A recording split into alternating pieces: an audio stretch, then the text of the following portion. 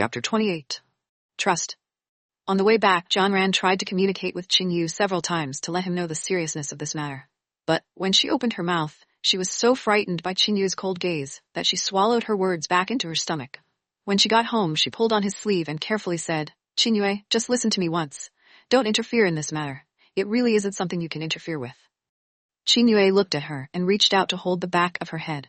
He let her look into his eyes and said softly, "Jianran, trust me." The simple few words seemed to carry a powerful force as they were injected into Jianran's body. Her face was no longer as pale as before. Jianran looked at her, pursed her lips, and carefully said, "Qin Yue, why didn't you ask me why I was locked up in the police station?" Qin Yue touched her face and said with some heartache, "Jianran, no matter what the reason is, you just need to remember that I have always been by your side." He already knew about her matter 3 years ago, and he even had something to do with that matter. That prodigal from the Gu family had hurt her 3 years ago. At that time, Jianran had nothing to do with Qin Yue, so he did not care and did not need to care. Now that Jianran was his wife, he couldn't allow anyone to hurt her, not even her blood relatives. Jianran wanted to speak her heart to Qin Yue several times, but in the end she could not say it out loud. The incident 3 years ago was a pain in her heart. She did not want to open up the scar in the past for him to see. She had been trying her best to forget about the bad things that had happened in the past. She was trying her best to look forward, and what she needed to do now was to believe in Qin Yu. No matter how powerful the Gu family was, no matter what tricks Gu Nanjing could play, she would always remember that no matter how strong the Gu family was, they couldn't do whatever they wanted. Jianran sighed quietly and heard Qin Yue's low and sexy voice. "I asked them to prepare some food. Go and eat some." Jianran shook her head. "I am not hungry." Qin Yu hugged her. "Then go and take a shower." Jianran nodded and went back to her room to take a shower. When she came out of the bathroom, Qin Yue came in with a bowl of ginger soup. "You can drink a bowl of ginger soup to get rid of the cold." Jianran took the bowl and drank it in big gulps. After she finished drinking, she threw a gentle smile at him. "Thank you." Qin Yue put the bowl to the side and covered her with the blanket. "It's late. Go to sleep. Don't be late for work tomorrow." "Okay." Jianran obediently lay under the blanket and blinked her big watery eyes at him. "I will accompany you." Qin Yue lay beside her, one hand holding her hand, the other lightly patting her back, coaxing her to sleep. He was originally discussing a project in Lin City today, when he suddenly received a phone call saying that something had happened to Jianran. He rushed back without delay, but he still came back late, causing her to be locked up for a few hours. She was just a girl who had not yet turned 24. No matter how strong she usually was, she would still be extremely panicked and afraid when faced with such a situation. However, when she saw him, she didn't even shed a tear. She even tried to speak to him with a smile on her face. The more stubborn Jianran was, the more Qin Yue wanted to protect her in his heart. As her husband, he hoped that he could take good care of her and not let her suffer any harm for the rest of her life. After confirming that Jianran had fallen asleep, Qin Yue quietly got up and went to the study. He made a call. "Lu Yong, take care of this matter. I don't want to hear any rumors that I don't want to hear tomorrow." After saying that, Qin Yue hung up the phone. He didn't care if the person on the other side of the phone had heard what he said. Jianran slept very soundly and kept shouting something. On her palm-sized face, her brows were tightly knitted. She was dreaming again. She was dreaming of the terrible nightmares that she had often had in the past few years. In her dream, a group of people were pointing fingers at her. They were scolding the Jian family's Shuxiang family for raising such a shameless daughter. They were scolding her for even snatching away her elder sister's man. The person closest to her was right beside her, but no one stood out to help her. What was even more terrifying was that these messages were personally sent out by them. She opened her mouth and wanted to explain, but she was unable to say a single word. She could only watch those contemptuous gazes and hear the sounds of cursing. Ran. It was the mother who loved her the most who was calling her Mom. Jianran used a lot of effort to shout out such a word. When she reached out her hand to grab her mother tightly, her mother turned around with tears streaming down her face. "You have been smart and self-reliant since young, your sister. Why are you saying so much? The Jian family doesn't have a useless daughter like you." The one who spoke this time was Jianran's father. Her father used to have a face full of love, but now he had become so unfamiliar. Jianran seemed to have never met him. At this moment she felt that the string in her heart had suddenly snapped and her heart had also turned cold. Just because she was a strong child since she was young, and because young master of the Gu family no longer liked her, was she destined to be abandoned as an abandoned child? Jianran suddenly felt so cold. It was as if she was in a 1,000-year-old ice cellar, shivering. Just when Jianran felt that she was about to be submerged in ice water, a pair of warm palms pulled her hand in time and pulled her out of the ice cellar. Jianran suddenly opened her eyes and saw a pair of eyes filled with care and tenderness. "Qin Yue?" Jianran, who had just woken up from a nightmare, could not tell clearly which was the dream and which the reality was. Perhaps there was no Qinyu in the world. He was just an imaginary person that she had fantasized about accompanying her. Qinyue gently held her in his arms and gently patted her on the back with his big palm, like he was coaxing a child. How about I tell you a story? He knew that she was having a nightmare, and he knew what she was dreaming about. He did not say a word and tried to use his method to distract her. Jianran quietly leaned in his arms and gently nodded her head. Regardless of whether Qinyue really existed or not, she only knew that at this moment he could make her not so afraid anymore. Qinyue rubbed her head. Do you know why the little rabbit's eyes are red? Jianran had heard this story when she was very young. However, she chose to shake her head. She wanted to hear what he said. Just as she shook her head, Qinyue used his sexy voice to continue. Because it did not use eye potion when its eyes were dry, so it became red. Qinyue actually turned such a meaningful educational story into a joke. Jianran could not help but laugh. In the past when you were in class, did you often doze off? Qinyue nodded and spoke nonsense in all seriousness. It is possible. Chapter 29. I will handle everything for you. Jianran, of course, did not know that Qinyue had never ranked second ever since he was young. After graduating from Harvard University, one of the Ivy League universities, he only took half the time to get his PhD at Harvard University. Then you must have been beaten up a lot. Jianran suddenly felt a little pity for him. I really don't know what you guys are thinking. She said again. When I was young, my grades were first in the school. Back then, I was even sent to the most famous university in the capital. But her ambition was not here. She did not go to the Jingdu's #1 university, but chose her favorite art major. Her biggest dream was to design the most beautiful wedding dress in the world, so that every girl could wear the wedding dress she designed as the most beautiful bride. However, this dream ended 3 years ago when she personally drew the wedding dress design drafts for herself. From then on, she never picked up the brush again. Thinking of this, Jianran's expression became gloomy again. The peaceful life that she had finally obtained was suddenly broken by someone. The current her was really timid and pitiful. She did not even have the courage to tell Qinyue about those things in the past. She wasn't sure if his reaction would be as easy as she had said when he found out. She didn't know if he really didn't care about her past and only cared about her future. Jianran closed her eyes and wanted to leave his embrace. However, just as she moved, she was firmly hugged by him and heard him say, Jianran, I am your husband. He had emphasized this matter more than once, and Jianran could not help but raise her head to look at him.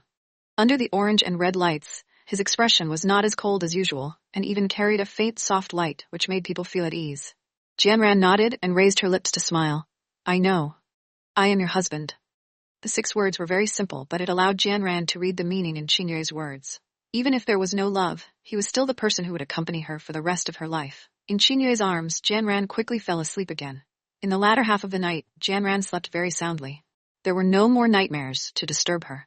She even woke up early in the morning. When she woke up, Qinyue was still sitting by the window and reading the newspaper seriously. When he heard that she had woken up, he looked up and said very normally, You're awake. For more than a month, he had been like this every day. They lived a very dull life. This kind of dull life was what Jianran always wanted. No matter what happened, there was always a person by her side.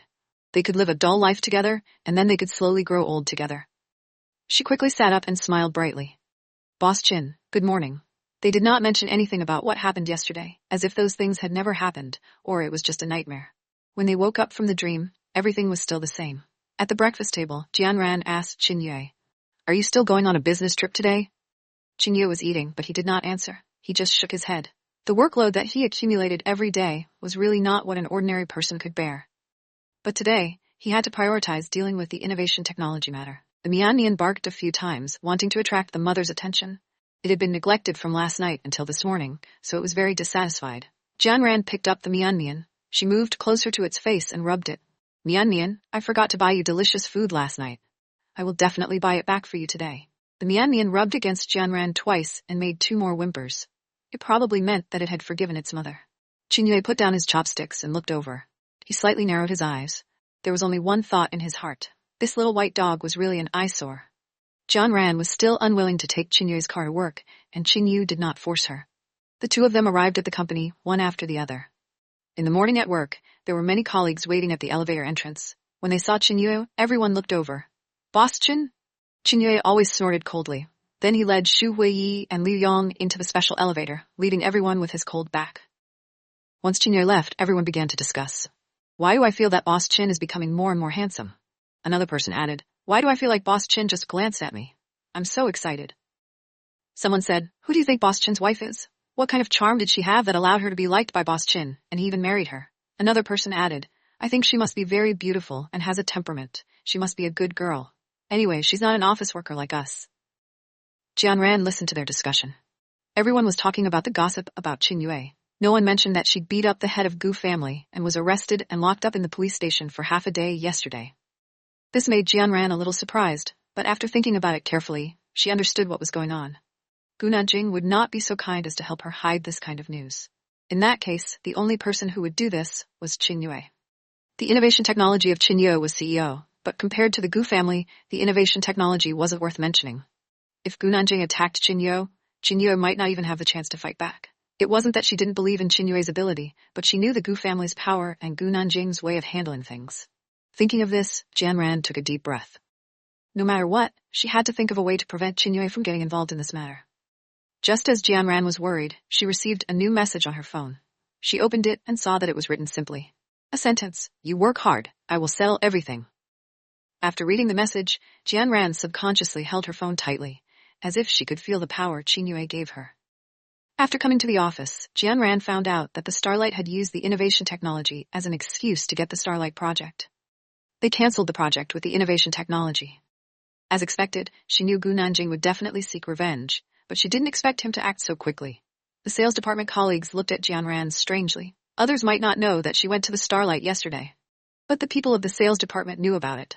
Perhaps some of them already knew that she had injured eldest young master of the Gu family, so they all looked at her as if she was a criminal.